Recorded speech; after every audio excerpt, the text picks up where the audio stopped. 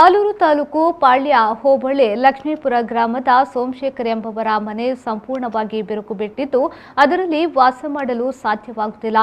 ಎತ್ತಿನಹೊಳೆ ಕಾಮಗಾರಿ ಅವೈಜ್ಞಾನಿಕವಾಗಿ ನಡೆಯುತ್ತಿವೆ.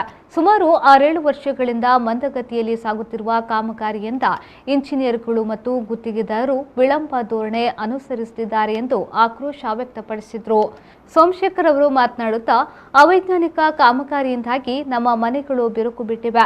ಭಾರಿ ಪ್ರಮಾಣದ ಸಿಡಿಮದ್ದುಗಳನ್ನು ಬಳಸುತ್ತಿದ್ದು ಇದರಿಂದ ಆತಂಕ ಮನೆ ಮಾಡಿದೆ ಎಂದು ಹೇಳಿದರು. ನಿನ್ನೆ ಸಂಜೆ ಸಾಮಾನ್ಯ ಒಂದು 5 ಗಂಟೆ 35 ನಿಮಿಷದಲ್ಲಿ ಇಲ್ಲಿ ರಿಗ್ ಬ್ಲಾಸ್ಟ್ ಮಾಡಿದ್ದಾರೆ.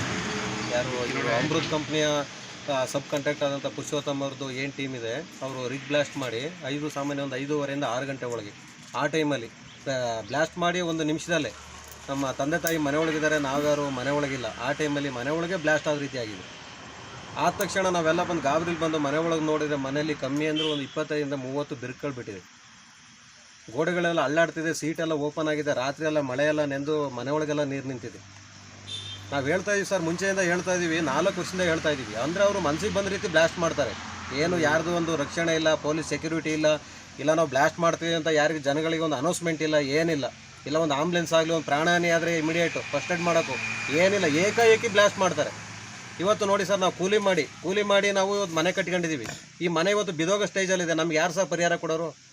ಇವತ್ತು ನಾವು ಈ ಮನೆ ಕಟ್ಕೊಳ್ಳೋಕ್ಕಾಗಲ್ಲ ಸರ್ ಕೂಲಿ ಮಾಡಿ.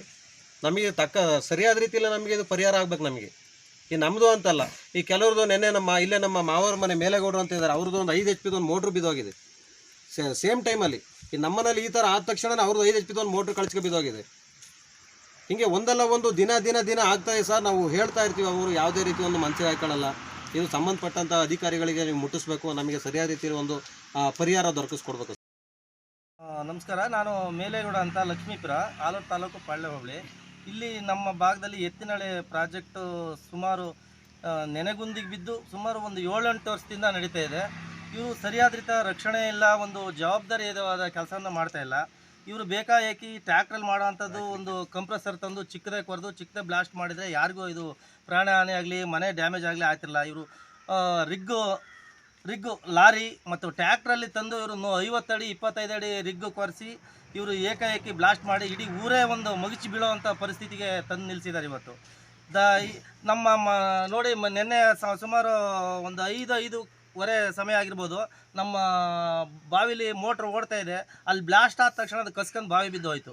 ಈಗ ಕುಡಿಯೋ ನೀರಿಗೂ ನಮಗೆ ತುಂಬ ಸಮಸ್ಯೆ ಇದೆ. ಇಂಥವು ಈ ಆಜುಬಾಜಿನಲ್ಲಿ ಸುತ್ತಮುತ್ತ ಹಳ್ಳಿಲಿ ಭಾರಿ ತೊಂದರೆ ಆಗಿದೆ.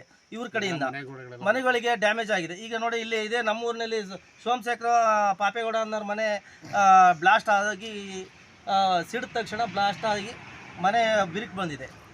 ಇದು ಪ್ರಾಣಹಾನಿಯೂ ಆಗೋದು ಸ್ವಲ್ಪದಲ್ಲಿ ಮಾತ್ರ ತಪ್ಪೋಗಿದೆ. ಇದೇ ಥರ ಆಜುಬಾಜಿನ ಊರಲ್ಲಿ ಗ್ರಾಮದಲ್ಲಿ ಎಲ್ಲ ಥರ ಇದೇ ಆಗಿದೆ. ಇವರಿಗೆ ಶಾಶ್ವತ ಪರಿಹಾರನ ಕಂಡುಕೊಡ್ಬೇಕಾಯಿತು. ಅವರು ಏನೋ ಮುಂಜಾಗ್ರತೆ ವಹಿಸಿಲ್ಲ. ಅಧಿಕಾರಿಗಳ ಗಮನವನ್ನು ಹರಿಸಿ ತಾವುಗಳು ಜಾಗೃತರಾಗಿ ನಮಗೆ ಈ ಭಾಗದಲ್ಲಿ ಒಂದು ಆಗಿರೋಂಥ ನಷ್ಟಕ್ಕೆ ಒಂದು ಪರಿಹಾರ ಕೊಡಿಸ್ಕೊಡ್ಬೇಕು ಅಂತ ಹೇಳಿ ಈ ಮಾಧ್ಯಮದ ಮೂಲಕ ನಾವು ಮನವಿಯನ್ನು ಮಾಡ್ಕೊತಾ ಇದ್ದೀವಿ.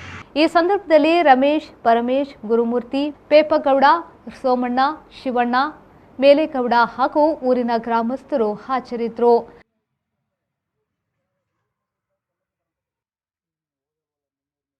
ಧರ್ಮೇಂದ್ರ, ವಿ4 ನ್ಯೂಸ್, ಆಲೂರು.